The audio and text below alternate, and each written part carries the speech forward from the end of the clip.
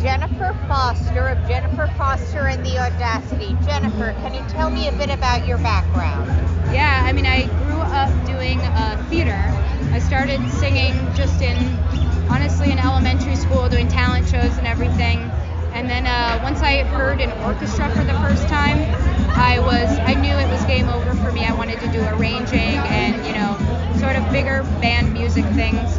I started writing my own music. I recorded my first record when I was, I think, 18. Did another live one when I was 27. And now this will be the next one. So. What was your first instrument? The bass, honestly. I picked this up about 3 years ago. I mean, my first instrument is really my voice, but the bass is the first one I really committed to, and I'm only 3 years in. What really interested you in that instrument? When I would write songs, I would just use the top string of a guitar, and then I soon realized I was probably a bass player. I also wanted to be able to gig around town in Austin with my partner Robert, who plays guitar. And I thought the bass would be a good instrument. Well, the bass is definitely, you do like soul, funk style music, and the bass is a perfect fit for that. She's kind of center stage and all that. Are there any bassists that you admire? James Jamerson. Oh my gosh. There's Willie Weeks.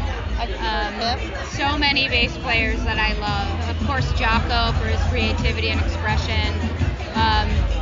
Chuck Rainey, all the good people. What about, with singing and playing bass at the same time? It's difficult. It's definitely difficult. There comes a point when you start to just trust your body and your natural rhythm and instinct, and then it starts to settle in. When I first started playing, I thought I had terrible rhythm, but I was just insecure about my rhythm, but I actually had good rhythm. So once I trusted that, it came naturally.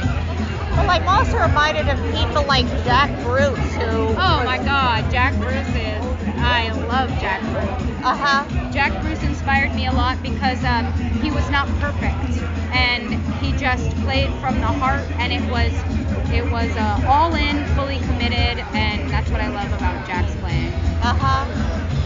What drew you to particularly, what is it about soul and funk in particular that appeals to you? Oh my gosh, to me it's, the feeling is undeniable.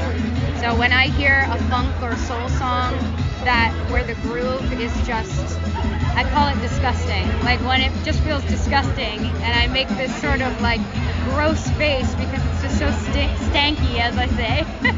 But the groove is what pulls me in initially. Are there any contemporary R&B artists you've been listening to? Oh my gosh, I'm not a big contemporary R&B person. I'm trying to think of some contemporary ones. I just found out about this. He's not contemporary, but his music is just being released now. His name's Tommy Tate. And he was a not very well-known singer and songwriter in the 60s, but his music got sort of re-released in 2013, and I just fell in love with his record. It has Hard Times, SOS is one of the songs on it. Tommy Tate. Awesome. What's your next plan after South by Southwest? After South by Southwest, I'm having a small surgery to remove my turbinates, super nerdy thing. They're just two balls in your nose that regulate airflow. So it's going to help me with my breathing and everything. And I'm going to take some time, maybe like 2 weeks after that, and then probably start gigging again. Okay, that sounds great.